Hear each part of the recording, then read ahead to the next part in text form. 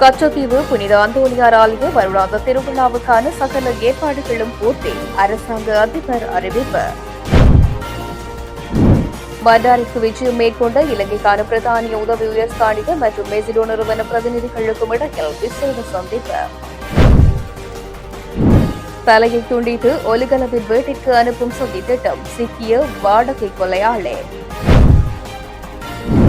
மக்களால் தூக்கி வீசப்பட்டவர்களே தேர்தலை நடத்த கோரி ஒப்பாரி. மொட்டு கட்சியின் சவாலுக்கு அமைச்சர் பதிலடி. இலங்கை தமிழரசு கட்சியின் பிரிவு ஏக்கிய ராஜ்ய நோக்கில்தான். ஜோதிலிங்கம் குற்றச்சாட்டு. 10வது வருடத்தை எட்டிய காணாமலாக்கப்பட்டவர்கள் உறவுகளின் போராட்டம்.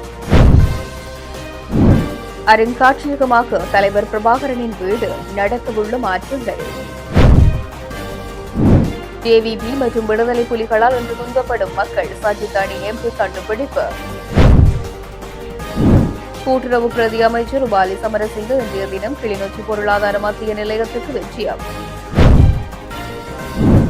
தமிழ் கிராமங்களை சிங்கள பிரதேசங்களுடன் இணைக்கும் முயற்சி. சாணக்கியன். ஞானசார தேரருக்கு ஏற்பட்டுள்ள மனக்குமுறல். அனைத்து வழிகளும் அடைக்கப்பட்டுள்ளதாக. தொடர்வது விரிவான செய்திகள். வருடாந்த கச்சதீவு புனித அந்தோணியர் ஆலய திருவிழா ஏற்பாடுகள் தொடர்பான இறுதி கலந்துரையாடல் யாழ்ப்பாணம் மாவட்ட அரசாங்க அதிபர் மரதலிங்கம் பிரதீபன் தலைமையில் இன்றைய தினம் இடம்பெற்றது. இக்கலந்துரையாடலில் யாழ்ப்பாண மறைமாவட்ட குரு முதல்வர் ஆயர் வணக்கத்துக்குரிய அருட்தந்தை பி ஜே ஜபரட்னம், வடமாகாண கடற்படை தளபதி ரியல் அட்மிரல் புழிக லியனகமகே, இந்திய துணை தூதரக அதிகாரி செல்வி சி எஸ் ரம்யா ஆகியோர் பங்கு பெற்றினார்கள். இக்கலந்துரையாடலில் தலைமையுரையாற்றிய அரசாங்க அதிபர் வரலாற்று சிறப்புமிக்க கச்சத்தீவு புனித அந்தோணியார் திருத்தலத்தின் 2026ஆம் ஆண்டுக்கான வருடாந்த திருவிழா எதிர்வரும் பிப்ரவரி மாதம் 27 மற்றும் 28ஆம் தேதிகளில் நடைபெறவுள்ளது. இதற்கான சகல ஏற்பாடுகளையும் பூர்த்தி செய்யப்பட்டுள்ளதாகவும் அதற்கான இறுதி கலந்துரையாடலாக இக்கலந்துரையாடல் அமைவதாகவும் தெரிவித்து கச்சத்தீவு புனித அந்தோணியார் திருவிழா சிறப்புற அனைவரின் ஒத்துழைப்பினையும் நல்குமாறும் அரசாங்க அதிபர் கேட்டுக் கொண்டார். இக்கலந்துரையாடலில் இலங்கை மற்றும் இந்தியாவிலிருந்து வருகை தரும் பக்தர்களின் எண்ணிக்கை, அவர்களுக்கான தங்குமிட வசதிகள், கூடாரங்கள், உணவு வசதிகள், பாதுகாப்பு, சுகாதார தேவைகள், மலசல கூட வசதிகள், குடிநீர் தேவைகள், பாதுகாப்பு, கடல் மற்றும் தரை போக்குவரத்து ஒழுங்குகள், கழிவு முகாமைத்துவம் உள்ளிட்ட பல்வேறு விடயங்கள் தொடர்பாக இதுவரை எடுக்கப்பட்ட சகல நடவடிக்கைகளும் அரசாங்க அதிபரால் விரிவாக ஆராயப்பட்டது. இக்கலந்துரையாடலில் யாழ்ப்பாண மாவட்ட ஒருங்கிணைப்பு குழுவின் இணைப்பாளரும் யாழ்ப்பாண மாநகர சபையின் உறுப்பினருமான இஸ்கபிலன், பாதுகாப்பு படைகளின் அதிகாரி லெப்டினன்ட் கர்னல் KM கருணா திலக, உதவி போலீஸ் அத்தியட்சகர் திரு கொடி சில்வா, மேலதிக அரசாங்க அதிபர் சிவகரன், மேலதிக அரசாங்க அதிபர் காணி ஜெயகரன், பிரதம கணக்காளர் கிருபாகரன் உள்ளிட்ட பலர் இதில் கலந்து கொண்டார்கள். இந்தியாவிலிருந்து இலங்கைக்கு வருகை தந்த சுவாமி கைலாசநந்த கிரிஜி மகராஜ் தலைமையிலான குழுவினர் இன்றைய தினம் செவ்வாய்க்கிழமை காலை விசேட உலங்கு வானூர்தி மூலம் மன்னாருக்கு வருகை தந்தனர். அத்துடன் யாழ்ப்பாணத்துக்கும் வருகை தந்துள்ளனர். மன்னார் தள்ளாடி விமான ஓடுதளத்துக்கு வருகை தந்த குறித்த குழுவினர் மன்னார் மாவட்டத்தில் பாடல் பெற்ற திருத்தலங்களில் ஒன்றான திருக்கேதீஸ்வரம் திருத்தலத்துக்கு விஜயம் செய்தனர். சுவாமி கைலானந்த கிருஜி மகாராஜ் தலைமையிலான குழுவினர் திருக்கேதீஸ்வர ஆலயத்தின் பிரதம குரு கருணானந்த குருக்கள் மற்றும் திருக்கேதீஸ்வர ஆலய நிர்வாகத்தினரையும் சந்தித்து கலந்துரையாடியுள்ளனர். பின்னர் விசேட பூஜை வழிபாடுகளில் கலந்து கொண்டதோடு ஆலயத்தையும் சுற்றி குறித்த குழுவினர் பார்வையிட்டிருக்கின்றமை குறிப்பிடத்தக்கது. இதேவேளை இலங்கை மற்றும் இந்தியாவுக்கு இடையிலான ஆன்மீக மற்றும் கலாச்சார உறவுகளை மேலும் வலுப்படுத்தும் நோக்கில் இலங்கைக்கு உத்தியோகபூர்வ பயணம் மேற்கொண்டுள்ள ஸ்ரீ பஞ்ச் அக்னி அகாதாக்ஷாவின் தலைவரான சுவாமி கைலானந்த கிருஜி மகாராஜ் அவர்கள் இன்றைய தினம் செவ்வாய்க்கிழமை மதியம் யாழ்ப்பாணத்தை வந்தடைந்தார். உலங்கு வானூர்தி மூலம் பலாளியில் அமைந்துள்ள யாழ்ப்பாணம் சர்வதேச விமான நிலையத்தை வந்தடைந்த இவர்கள் அங்கிருந்து யாழ்ப்பாண நகரில் உள்ள எட்விங் விடுதிக்கு சென்றனர். அங்கு வடக்கு மாகாண ஆளுநர் வேதநாயகன் மற்றும் நாடாளுமன்ற உறுப்பினர் இளங்குமரன் ஆகியோர் தலைமையிலான குழுவினர் அவர்களுக்கு சிறப்பான வரவேற்பு அளித்தனர். இதன்போது அதன் தலைவருக்கு பொன்னாடை போர்த்தியும் கௌரவிப்பு நடந்தது. இதேவேளை வடக்கு மாகாண சுற்றுலா மேம்பாட்டு பணியகத்தால் விசேடமாக வெளியிடப்பட்ட சிவன் யாத்திரை பாதை மற்றும் ராமாயண யாத்திரை பாதை ஆகிய நூல்களையோ வழங்கி வைத்தார். அதனைத் தொடர்ந்து சுவாமி கைலாஷ் ஆனந்த் கிருஜி மகாராஜ் அவர்கள் வரலாற்று சிறப்புமிக்க கீரிமலை நகுலேஸ்வரம் ஆலயத்துக்கு சென்று வழிபாடுகளில் ஈடுபட்டார். இலங்கை சுற்றுலா மேம்பாட்டு பணியகத்தால் புதிதாக அறிமுகப்படுத்தப்படவுள்ள சிவ யாத்திரை பாதையில் உள்ளடங்கும் முக்கிய ஆலயங்களில் ஒன்றாக கீரிமலை நகுலேஸ்வரம் விளங்குவதுடன் ஆளுநரால் வழங்கி வைக்கப்பட்ட சிவன் யாத்திரை பாதை எனும் நூலிலும் இவ்வாலயத்தின் சிறப்புகள் பற்றி குறிப்பிடப்பட்டுள்ளது. உலக புகழ்பெற்ற 2025ஆம் ஆண்டு மகா கும்பமேளாவின் தலைமை அமைப்பாளராக செயற்பட்ட சுவாமி கைலாஷ் ஆனந்த் கிருஜி மகாராஜின் இந்த பயணமானது இலங்கையின் ராமாயண மற்றும் சிவ யாத்திரை பாதைகளை மையப்படுத்திய ஆன்மீக சுற்றுலாவை உலகளாவிய ரீதியில் மேம்படுத்துவதற்கும் இந்தியாவிலிருந்து அதிகளவான பக்தர்களை இலங்கையை நோக்கி ஈர்ப்பதற்கும் பெரும் பங்களிப்பை வழங்கும் என்று எதிர்பார்க்கப்படுகின்றது. இலங்கைக்கான பிரித்தானிய உதவி உயர்ஸ்தானிகர் திரேசா மஹானி இன்றைய தினம் செவ்வாய்க்கிழமை மன்னாருக்கு வருகை தந்த நிலையில் மன்னார் மாவட்ட சமூக பொருளாதார மேம்பாட்டுக்கான நிறுவனத்துக்கு விஜயம் ஒன்றை மேற்கொண்டார். இதன்போது இலங்கைக்கான பிரதானிய உதவி உயர் ஸ்தானிகர் தெரேசா மகானி மற்றும் மெசிடோ நிறுவனத்தின் பணிப்பாளர் யாட்சன் பெகிராடோ தலைமையிலான குழுவினருக்கும் இடையில் விசேட கலந்துரையாடல் இடம்பெற்றது. அதன்போது மன்னார் மாவட்டத்தின் தற்போதைய நிலவரம் தொடர்பாக அவர் கேட்டறிந்தார். குறிப்பாக வடமாகாண ரீதியில் மக்கள் எதிர்நோக்கும் பிரச்சினைகள் தொடர்பாகவும் கேட்டறிந்து கொண்டார். மேலும் மன்னாரில் அபிவிருத்தி என்ற போர்வையில் முன்னெடுக்கப்பட்டு வரும் காற்றாலை மற்றும் கனியமணல் அகழ்வு திட்டங்கள் குறித்தும் விரிவாக கலந்துரையாடியுள்ளதோடு மன்னார் பிரதான பாலத்தடியில் உள்ள ராணுவ போலீஸ் சோதனை சாவடி தொடர்பாகவும் இதனால் மக்கள் எதிர்கொள்ளும் பிரச்சினை தொடர்பாகவும் இலங்கைக்கான பிரதானிய உதவி உயர் ஸ்தானிகர் கேட்டறிந்து கொண்டார். கிரிந்த கடற்கரையில் பாரியளவிலான போதைப்பொருள் கடத்தலை முறியடிக்க தகவல் வழங்கிய நபரை கொலை செய்து அவரது தலையை குறித்த விசாரணையை மேற்கொண்ட உதவி போலீஸ் அத்தியகச்சர் ரொகான் ஒழுகலவின் வீட்டில் முன்வைக்கும் ஒப்பந்தத்தை பொறுப்பேற்ற வாடகை கொலையாளி ஒருவர் போலீசாரால் கைது செய்யப்பட்டுள்ளார். மேல்மாகாண வடக்கு குற்றத்தடுப்பு பிரிவினரால் இந்த கைது நடவடிக்கை முன்னெடுக்கப்பட்டுள்ளது. கடந்த ஆண்டு நவம்பர் 12ஆம் தேதி கிரிந்த கடற்கரையில் சுமார் 350 கிலோகிராம் ஐஸ் போதைப் பொருள் மேல்மாகாண வடக்கு குற்றத்தடுப்பு பிரிவினரால் கைப்பற்றப்பட்டது. இதன்போது 7 சந்தேக நபர்கள் போலீசாரால் கைது செய்யப்பட்டனர். குறித்த போதைப் பொருள் தொகுதி தற்போது துபாயில் மறைந்திருக்கும் அங்கோடே பிரியந்த எனப்படும் போதைப் பொருள் கடத்தல்காரருக்கு சொந்தமானது என மேலதிக விசாரணைகளில் தெரிய வந்திருந்தது. இந்நிலையில் போதைப் பொருள் கடத்தலை முறியடிக்க தகவல் வழங்கிய நபரை கொலை செய்யும் ஒப்பந்தத்தை பொறுப்பேற்ற வாடகை கொலையாளி ஒருவர் போலீசாரினால் கைது செய்யப்பட்டுள்ளார் என்று தெரிவிக்கப்படுகின்றது. அவர் இதன்பொழுது முன்னெடுக்கப்பட்டிருக்கின்ற விசாரணையில் பல சதித்திட்டங்களை தனது வாக்குமூலத்திலும் தெரிவித்திருக்கின்றார். அவர் தனது வாக்குமூலத்தில் உதவி போலீஸ் அத்தியட்சகர் ரஹான் ஒல்கல உடல்நிலை சரியில்லாமல் மருத்துவமனையில் இருந்தபோது இந்த திட்டத்தை மேற்கொண்டதாகவும் காவலில் உள்ள பாதாள உலக உறுப்பினர் ஒப்புக்கொண்டுள்ளார். இந்த ஒப்பந்தம் துபாயில் மறைந்திருக்கும் ஒரு பாதாள உலக தலைவரால் தனக்கு ஒப்படைக்கப்பட்டதாகவும் அங்கோடுவை தனது பாதாள உலக ராஜ்யமாக மாற்றியுள்ளதாகவும் சந்தேக நபர் கூறியுள்ளார். மேலும் கிரிந்தவில் தனது போதைப் பொருள் கையிருப்பு கைப்பற்றப்பட்டதிலிருந்து பாதாள உலக தலைவர் மிகுந்த கோபத்தில் உள்ளதாகவும் கையிருப்பை கைப்பற்ற ரொஹான் ஒலுகலவுக்கு தகவல் கொடுத்தது யார் என்பதனை தீவிரமாக கண்டுபிடித்ததாகவும் குறிப்பிட்டுள்ளார். இதன் பின்னர் அவரை கொலை செய்து அவரது தலையை ஒலுகலவின் வீட்டிற்கு அனுப்பும் ஒப்பந்தத்தை பாதாள உலக கும்பல் ஒன்றிடம் அங்கோட பிரியந்தோ ஒப்படைத்திருக்கின்றார். அதன்படி தற்போது காவலில் உள்ள பாதாள உலக தலைவர் உட்பட ஒரு குழு இந்த கொலை ஒப்பந்தத்தை ஏற்றுக்கொண்டுள்ளது. பாதாள உலக தலைவர் இந்த குழுவுக்கு போலீஸ் அதிகாரிகளாக மாறுவேடமிட்டு குறித்த நபரை போலீஸ் ஜீப் போன்ற வாகனத்தில் கடத்துமாறு அறிவுறுத்தி இருந்ததாகவும் வாக்குமூலம் அளித்துள்ளார். இதற்கிடையில் பாதாள உலக கும்பல் தன்னை தேடுவதை அறிந்த நபர் தனது வீட்டை விட்டு வெளியேறி தலைமறைவாக்கியுள்ளார். இச்சம்பவம் குறித்து மேல்மாகாண வடக்கு பகுதிக்கு பொறுப்பான பிரதி போலீஸ் மாதிபர் காலிங்கு ஜெயசிங்கவுக்கு கிடைத்த தகவலுக்கு அமைய கொலை ஒப்பந்தத்தை பெற்ற நபர் கைது செய்யப்பட்டுள்ளார்.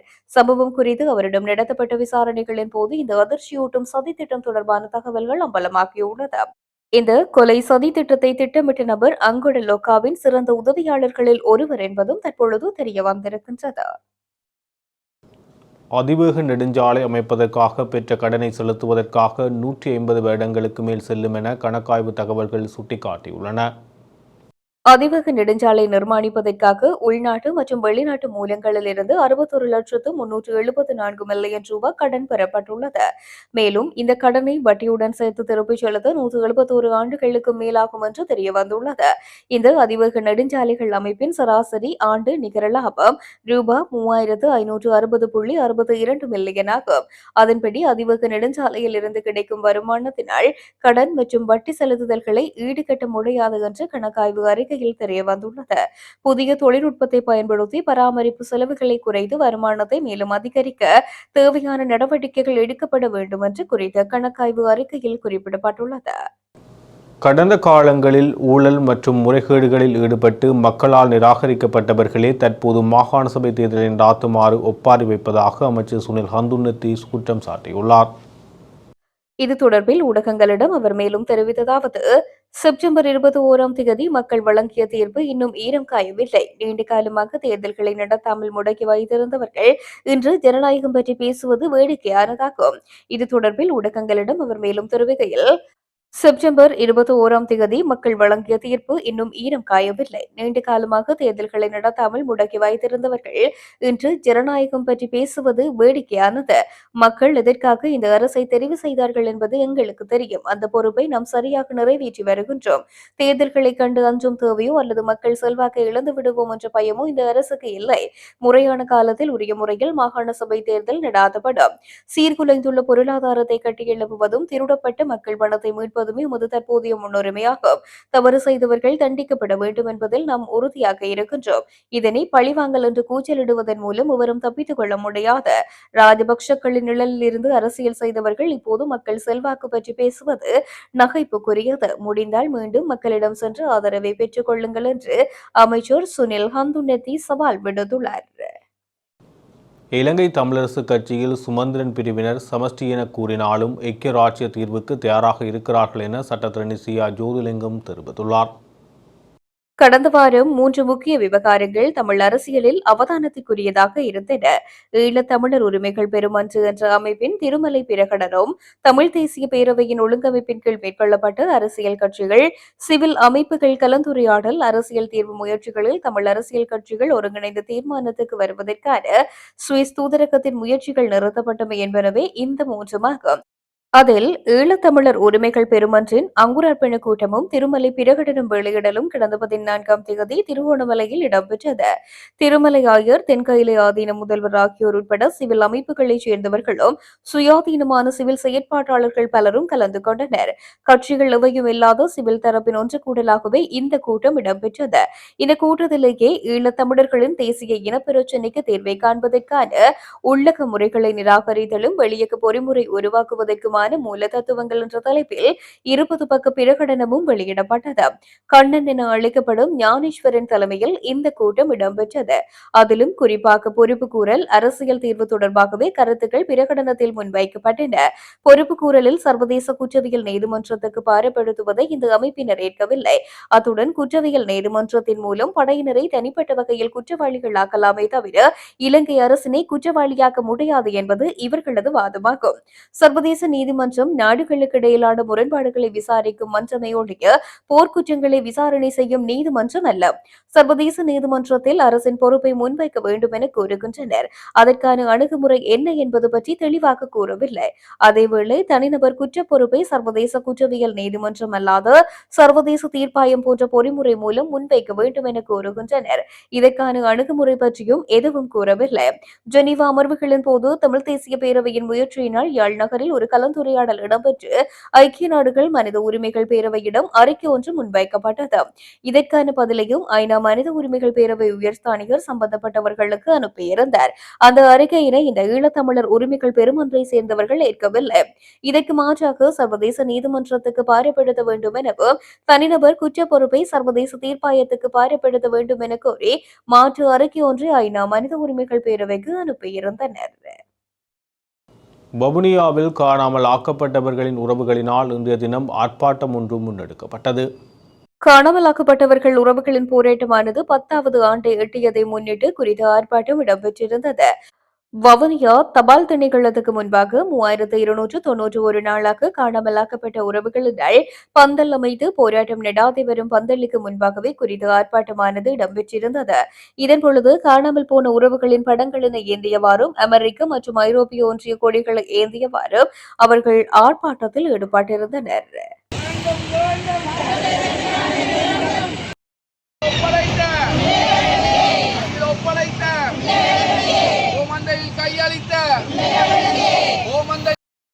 மனச்சோர்வு ஒரு தந்திரம் அல்ல. பேராசிரியர் கணேசலிங்கம் மற்றும் திரு ஸ்ரீகாந்தாவுக்கு பதில். வவுனியா தமிழ் தாய்மார்களின் அறிக்கை. வவுனியா தமிழ் தாய்மார்கள் தங்கள் பலவந்தமாக காணாமலாக்கப்பட்ட குழந்தைகளின் புகைப்படங்களை கையில் ஏந்தி வெயிலிலும் மழையிலும் பொருட்படுத்தாமல் சாலையோரத்தில் இடையிறாத போராட்டத்தின் போது 10வது ஆண்டில் நிற்கிறோம். கனத்த இதயத்துடனும் உடைக்க முடியாத உறுதியுடனும் இவ்வறிக்கையை வெளியிடுகிறோம். கிட்டத்தட்ட ஒரு தசாப்தமுக்காக நாம் உண்மைக்காக காத்திருக்கிறோம், நீதிக்காக காத்திருக்கிறோம், எங்கள் குழந்தைகள் குறித்து பதில்களுக்காக காத்திருக்கிறோம். ஆனால் அவை வரவில்லை. இந்த நிஜ வாழ்க்கை அனுபவத்தின் அடிப்படையிலே கல்வியல் தூரத்திலிருந்து அல்ல, பேராசிரியர் கணேசலிங்கம் மற்றும் திரு ஸ்ரீகாந்தா அவர்கள் வெளியிட்ட கருத்துக்களுக்கு நாம் பதிலளிக்கிறோம். பேராசிரியர் கணேசலிங்கம் மற்றும் திரு ஸ்ரீகாந்தா தமிழர் அரசியல் விருப்பங்களுக்கு புவிசார் அரசியல் இடமில்லை, தீர்வு ஒன்றுபட்ட இலங்கை அமைப்புக்குள் மட்டுமே இருக்க வேண்டும் என்ற நிலைப்பாட்டை முன்வைத்தனர்.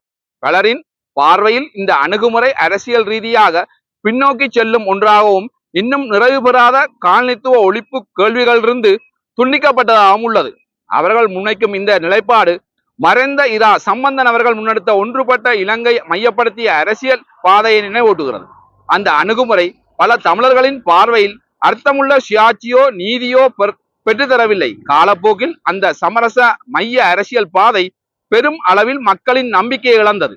இன்று அதே மாதிரியை மீண்டும் முன்வைப்பது அதன் நம்பகத்தன்மையை மீட்டெடுக்காது. 80 ஆண்டுகளாக உடைந்த வாக்குறுதிகளும் கிழிக்கப்பட்ட உடன்படிக்கைகள், தகர்க்கப்பட்ட ஒப்பந்தங்கள், கட்டமைப்பு அடக்குமுறைகள் இவற்றின் பின்னர் மீண்டும் ஒன்றுபட்ட இலங்கைக்குள் தீர்வு தேடுவது என்பது தந்திர நுண்ணறிவு அல்ல, அது தோல்வியுற்ற வழிமுறையை மீண்டும் மீண்டும் சுழற்றுவதாகும். பல தசாப்தங்களாக தமிழரிடம் கூறப்பட்டது காத்திருக்கவும், அமைச்சு சட்ட திருத்தங்களுக்காக காத்திருக்கவும், சமஷ்டிக்காக காத்திருக்கவும், அர்த்தமுள்ள அதிகார பகிர்வுக்காக காத்திருக்கவும். ஒவ்வொரு முறையும் விளைவு தளர்வு, தாமதம் அல்லது மறுப்பு. பண்டாரநாயக்கா செல்வநாயகம் உடன்படிக்கை கிழிக்கப்பட்டது, டக்தி செல்வா உடன்படிக்கை கிழிக்கப்பட்டது, அமைச்சு சட்ட மாற்றங்கள், மையப்படுத்தப்பட்ட ஆட்சி மேலும் வலுப்படுத்தினது. எப்போது பொறுமை அரசியல் சரணாகதியாக மாறுகிறது? தமிழர் அரசியல் அடையாளம் 48 தொடங்கவில்லை, காலனித்துவத்துக்கு பிந்தைய அரசியலமைப்பில் தொடங்கவில்லை, ஐரோப்பிய காலனித்துவத்துக்கு முன்பே அது இருந்தது. 60ஆம் ஆண்டில் ஐநா காலனித்துவ ஒழிப்பு அறிவிப்பு UNGA ரெகுலேஷன் 1514 அனைத்து மக்களுக்கும் சுயநிர்ணய உரிமை இருப்பதை உறுதிப்படுத்துகிறது. காலனித்துவ மறுசீரமைப்பு ஒரு தனித்த அரசியல் அமைப்பை நிரந்தரமாக அழித்துவிட்டால் அது காலனித்துவ ஒழிப்பு நிறைவு பெற்றது என்று அர்த்தமல்ல. மொரிஷியஸ் மற்றும் சகோஸ் தீவுகள் கூட்டம் தொடர்பான சர்வதேச நீதிமன்ற ஆலோசனை கருத்து காலனித்துவத்தில் பிரிக்கப்பட்ட நிலப்பகுதிகள் சட்டவிரோதமானவை இருந்தால் காலனித்துவ ஒழிப்பு நிறைவடையவில்லை என்பதை உறுதிப்படுத்தியது. இந்த கொள்கைகள் உலகின் பிற பகுதிகளின் நடைமுறைக்கு வந்தால் இங்கே ஏன் புறக்கணிக்கப்பட வேண்டும்? பேராசிரியர் கணேசலிங்கம் இந்தியா சீனா சமநிலை நிலவுவதால் தமிழர் அரசியல் விருப்பத்துக்கு இடமில்லை என்கிறார். இது புவிசார் அரசியல் நிலைமைகள் நிரந்தரமானவை என்று கருதுகிறது. வரலாறு அதனை மறுக்கிறது. கொசோவோ உடனடியாக உலக சக்திகளின் முன்னுரிமையால் உருவாகவில்லை. கிழக்கு தீமோர் வசதியான நேரத்தில் தோன்றவில்லை. தென் சூடான் நல்லெண்ணத்தின் விளைவாக மட்டும் உருவாகவில்லை. புவிசார் சூழ்நிலைகள் மாறின, அழுத்தங்கள் அதிகரித்தது, சர்வதேச சட்டம் முன்வைக்கப்பட்டது, அரசின் இடம் உருவாக்கப்பட்டது. புவிசார் அரசியல் நிலைமைகள் நிலைத்தவை அல்ல, அவை மாறுபடும். தமிழர் சுயநிர்ணய உரிமையை ஒரு நிர்வாக சிக்கலாக குறைப்பது அது ஒரு தீராத காலனித்துவ ஒழிப்பு கேள்வி என்பதை மறைக்க எடுக்கும் முயற்சியாகும். இது தந்திரம் அல்ல, இது தளர்ச்சி. நாம் தங்கள் குழந்தைகள் குறித்து பதிலின்றி காத்திருக்கும் தாய்மார்கள், காத்திருப்பதின் வழியை நன்கு அறிந்தவர்கள், நம்பிக்கை வைத்து ஏமாற்றப்பட்ட வழியை நன்கு அறிந்தவர்கள், இன்னும் கொஞ்சம் காத்திருக்கவும் என்ற அரசியல் மொழியின் பின்னால் மறைந்திருக்கும் நிரந்தர மறுப்பை அனுபவித்தவர்கள். அரசியல் நுண்ணறிவு என்பது உரிமைகளை கைவிடுவதாக அல்ல, இறையாண்மை ஒரு கோஷம் அல்ல, அது சர்வதேச சட்ட உரிமை. பலவீனம் அறிவிப்பால் ஒரு மக்கள் பலமடைய மாட்டார்கள். தெளிவான அரசியல் சிந்தனையே வலிமை. காலனித்துவ ஒழிப்பு இன்னும் நிறைவு பெறவில்லை. மனச்சோறு ஒரு தந்திரம் அல்ல. நன்றி. தமிழீழ விடுதலை புலிகளின் தலைவர் வி.என்.ஆ. பிரபாகரன் வீடு என்று சொல்லப்படுகின்ற அவரது சகோதரியின் காணியில் கட்டப்படவுள்ள கட்டடம் தொடர்பான விசேட ஊடகவியலாளர் சந்திப்பு ஒன்று இடம்பெற்றுள்ளது. இன்று நடைபெற்ற ஊடகவியலாளர்களுடனான சந்திப்பில் பின்வரும் விடயங்கள் பற்றி வல்வெட்டித்துறையின் முன்னாள் தவிசாளர்களான நடராஜா அனந்தராஜ் பின்வரும் விடயங்கள் தொடர்பாக தாயகம் மற்றும் புலம்பெயர்ந்த தமிழர்களுக்கு தெளிவூட்டல் ஒன்றை வழங்கியுள்ளார். இதன் பொழுது அவர் மேலும் குறிப்பிடுகையில், வல்வெட்டித்துறையில் தமிழீழ விடுதலை புலிகளின் தலைவர் வேலுப்பிள்ளை பிரபாகரன் 13 வயது வரை வாழ்ந்த வீடு ராணுவத்தினரால் இடித்து தரைமட்டமாக்கப்பட்டு அத்திவாரத்துடன் சேர்த்து அதன் இடிபாடுகளும் அங்கிருந்து அகற்றப்பட்டன.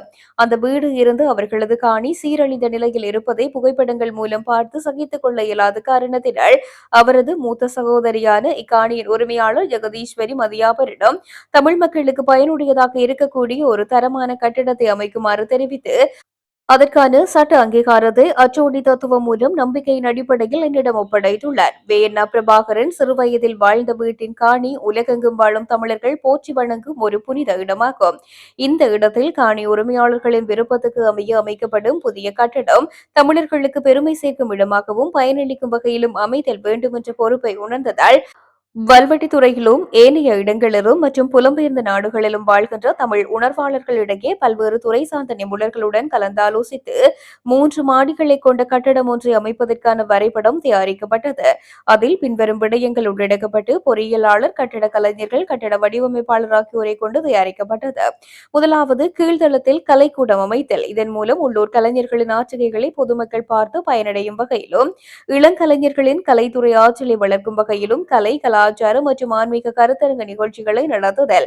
முதலாம் மாடியில் உயர்தர மாணவர்களும் ஆசிரியர்களும் பல்கலைக்கழக மாணவர்களும் பொதுமக்களும் தமது ஆராய்ச்சி மற்றும் கல்வி தேவைகளுக்காக சிறந்த நூல்களையும் டிஜிட்டல் நூலக வசதிகளையும் உள்ளடக்கியதாக ஒரு தரமான நூலகத்தை அமைத்து அதற்கான பயிற்சி பெற்ற நூலகரையும் நியமித்தல். தமிழர்களின் பாரம்பரிய வரலாறுகளை எதிர்கால சந்ததியினர் அறிந்து கொள்ளும் வகையில் 2ஆம் 3ஆம் மாடிகளில் வரலாற்று சம்பவங்களை உள்ளடக்கிய காட்சிக்கூடம் அமைத்தல். காப்போது சாதாரண மற்றும் உயர் பொது பரீட்சைகளுக்கு தோற்றும் மாணவர்களுக்கு பரீட்சை காலம் நெருங்குகின்ற போது பல்கலைக்கழக விரிவுரையாளர்களினதும் தரமான பட்டதாரி ஆசிரியர்களின் சேவைகளை பெற்று இலவச கருத்தரங்குகளை நடாத்துதல். தமிழ் சமூகத்தின் வளரும் இளம் தலைமுறையினரிடையே சிறந்த ஆளுமையை வளர்க்கும் வகையில் ஆன்மீகம், கல்வி, கலை, பண்பாடு, வரலாற்றை பேணுவதை ஊக்குவித்தல் ஆகிய துறைகளில் ஒரு சமூக கட்டுக்கோப்பான தலைமைத்துவ கட்டமைப்பினை உருவாக்குதல். இவ்வளவு விடயங்களையும் உள்ளடக்கும் வகையில் நகரசபை கட்டளை சட்டத்தின் விதிமுறைகளுக்கு அமையவும் கட்டட வரைபடம் தயாரிக்கப்பட்டு அதற்கான விண்ணப்ப கட்டணமாக 10,125 ரூபாவையும் செலுத்தி 3/12/2025 அன்று நகரசபையில் உரிய முறையில் கையளிக்கப்பட்டது. இவ்வாறு கையளிக்கப்பட்ட விண்ணப்பம் நகர அபிவிருத்தி அதிகார சபையுடன் இணைந்து ஆராய்ந்து அனுமதிக்கப்படாது 60 நாட்களுக்கு மேலாக கிடப்பில் வைத்திருந்து அனுமதி தருவதற்கான எவ்வித நடவடிக்கையும் நகரசபையால் எடுக்கப்படவில்லை. இந்த நிலையில் காணி உரிமையாளரான ஜெகதீஸ்வரி நினைவூட்டல் கடிதத்தையும் கவனத்தில் எடுக்காது 30/1/2026 நடைபெற்ற கூட்டத்தில் வழமைக்கு மாறாக எங்களுடைய விண்ணப்பம் தொடர்பாக விவாதிக்கப்பட்டது. இச்சபை அமர்வில் கலந்துரையாடப்பட்ட விடயங்கள் அறிவுபூர்வமானதாகவும் நடைமுறை சாத்தியமானதாகவும் அமையவில்லை. அந்த காணியில் வேயண்ணா பிரபாகரன் வாழ்ந்த வீடு போன்ற ஒரு வீடு புதிதாக கட்ட வேண்டும் என்றும் அவ்வாறாயின் இதனை பரிசீலிக்கலாம் என்றும் தமிழரசு கட்சி உறுப்பினரான மயூரன் தெரிவித்தார். இதில் முக்கியமாக தேசிய மக்கள் சக்தியைச் சேர்ந்த 3 உறுப்பினர்களும் இபிடிபியைச் சேர்ந்த ஒரு உறுப்பினரும் தவிசாளருடன் இணைந்து ராஜேஸ்வரி அவர்களுக்கு சொந்தமான இந்த வெற்று காணியில் பிரபாகரன் வாழ்ந்த வீட்டை போன்ற அமைப்பில் ஒரு புதிய வீட்டையே கட்ட வேண்டும் என்றும் அல்லாவிட்டால் வேறு எந்த கட்டட விண்ணப்பத்துக்கும் ஆதரவு வழங்க முடியாது என்ற இந்த தீர்மானத்துக்கு ஆதரவாக வாக்களித்தவை தாயகத்திலும் புலம்பெயர்ந்த நாடுகளிலும் வாழ்கின்ற எங்களுடைய மக்களுக்கு சந்தேகத்தையும் அவநம்பிக்கையையும் ஏற்படுத்தி இருக்கின்றது. உலகத்தில் பல தலைவர்களின் வீடுகள் இன்று பேணப்படுவது போல் வேயண்ணா பிரபாகரன் அவர்களது வீட்டையும் பாதுகாக்க வேண்டும் என்று எழுந்தமானமாக யதார்த்த நிலையை புரிந்து கொள்ளாத சபை உறுப்பினர்களும் வெளியில் உள்ள சில புத்திஜீவிகளும் விடயத்தை சரியாக விளங்கிக் கொள்ளாது இல்லாத வீட்டை பாதுகாப்பது போன்ற கற்பனையான கருத்துக்களை தெரிவித்து மக்களை குழப்பி வருகின்றனர். அவர்கள் அறிந்து கொள்வதற்காகவே இந்த உதாரணங்களை தருகின்றேன் என்றும் கூறினர். ஜனதா விமுக்தி பெரமுன மற்றும் விடுதலை புலிகளால் இந்த நாட்டு மக்கள் துன்பப்படுகிறார்கள் என ஐக்கிய மக்கள் சக்தியின் பாராளுமன்ற உறுப்பினர் சுஜீவ சேனசிங்க தெரிவித்துள்ளார். இதற்கு காரணம் நாட்டை அபிவிருத்தி செய்யக்கூடிய தலைவர்களை கொன்று பல்கலைக்கழகங்கள், நிறுவனங்கள் மற்றும் வணிகங்களை எதிர்த்து நாச வேலை செய்து நாட்டை பின்னோக்கி தள்ளியதுதான் என்றும் அவர் நினைவு கூர்ந்தார். நாட்டின் தற்போதைய நிலைமை குறித்து ஊடகங்களுக்கு பேசிய சுஜீவ சேனசிங்க ஜனதா விமுக்தி பெரமுன வரலாற்றில் மிக அதிக அளவிலான ஊழலை செய்துள்ளது என்றும் கூறினார். ஊழல் குறியீட்டின்படி தற்போதைய அரசாங்கம் வரலாற்றில் மிக அதிக அளவான ஊழலை செய்துள்ளது என்பதை சுட்டிக்காட்டிய அவர் 2025-2026 காலகட்டத்தில் ஊழல் சாதனை படைத்துள்ளதாக வெளிப்படுத்தினார். கொண்டெய்னர் 323, நிலக்கரி வரி மோசடி உள்ளிட்ட பெரிய அளவிலான மோசடிகள் அதிக அளவில் நடந்துள்ளதாகவும் கூறினார். ஜேவிபி மற்றும் எல்டிடி அமைப்பினால் இந்த நாட்டு மக்கள் இன்று துன்பப்படுகின்றார்கள் என்று சொல்ல வேண்டும். இந்த நாட்டில் நாட்டை அபிவிருத்தி செய்யக்கூடிய அனைத்து தலைவர்களையும் அவர்கள் கொன்றனர். இவர்கள் பல்கலைக்கழகங்கள், நிறுவனங்கள், வணிகங்கள் அனைத்தையும் எதிர்த்தனர். இதன் காரணமாக நாட்டின் வளர்ச்சி தடைப்பட்டது. மேலும் இந்த அழிவுக்கு அவர்கள் நேரடியாக பொறுப்பேற்க வேண்டும். தேசிய மக்கள் சக்தி அரசாங்கத்தின் திறமையற்ற மற்றும் ஊழல் நிறைந்த ஆட்சியின் கீழ் எதிர்காலத்தில் மின்சார உற்பத்தி தொடர்பான பெரிய பிரச்சினைகளை நாம் எதிர்கொள்ள வேண்டியிருக்கும்.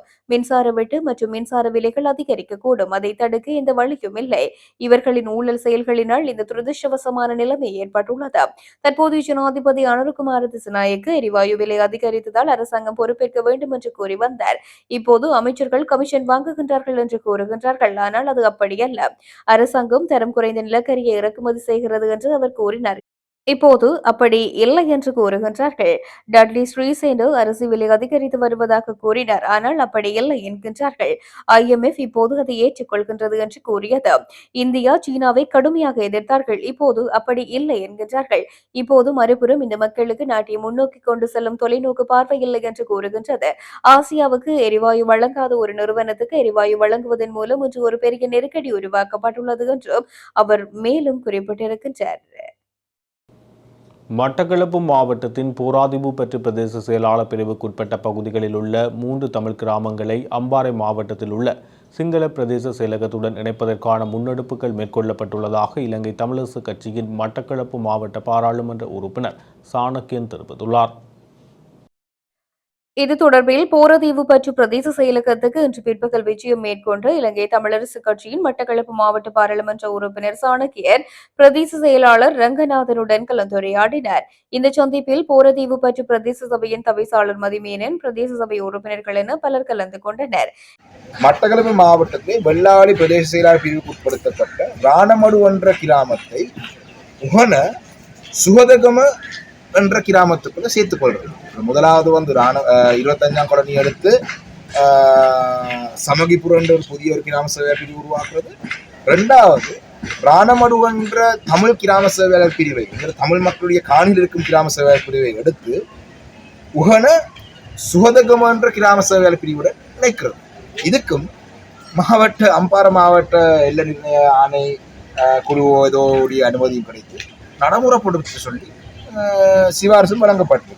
இது அனைத்தையும் விட ஒரு பாரதூரமான ஆபத்தான ஒரு விடயம்தான் மட்டக்களப்பு மாவட்டத்திலே வெள்ளாவளி பிரதேச செயலாளர் பிரிவுக்கு உட்படுத்தப்பட்ட வெள்ளாவளி என்ற கிராமத்தை உகன கோணகல என்ற கிராம சேவையாளர் பிரிவுடன் சேர்க்கிறது. இப்ப நாங்கள் நிற்கிறது வெள்ளாவளி. இவங்க சில நேரம் வெள்ளாவளி என்றதை மாறியதும் போட்டிருக்கிறாங்களா என்னன்னு தெரியாது. ஆனா இதுல எல்லை நிர்ணய ஆணைக்குழுட அந்த முடிவு டிஸ்ட்ரிக்ட் மாவட்ட எல்லை நிர்ணய ஆணைக்குழுவினுடைய அனுமதி கிடைத்திருக்கு. மாவட்ட எல்லைகளுக்கு மாறாக வரும்படினால அந்த பிரதேசங்கள்ல செய்ய வேண்டிய சட்ட ரீதியான நடவடிக்கையில உகன பிரதேச செயலாளர் பிரிவு உகன கோணகல என்ற கிராம செயலரோட சேர்த்து உகன பிரதேச செயலாளருக்கு இதை பாரப்படுத்திருக்கிறாங்க. இது எவ்வளவு ஆபத்தான ஒரு விடயம் என்று எங்களுடைய மக்கள் புரிந்து கொள்ள வேண்டும்.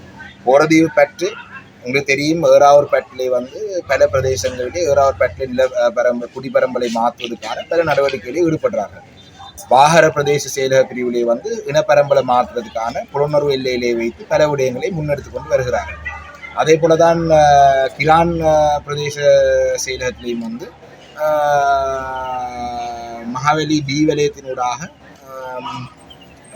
நெல்கல்மலை, அதாவது எங்களோட தொப்பிக்கலைக்கு பின்னுக்கு இருக்கிற அந்த பகுதியில் ஒரு புதிய பாதையை இணைத்து பெரும்பான்மை சமூகத்தை குடியேற்றக்கூடிய திட்டங்கள் நடக்குது.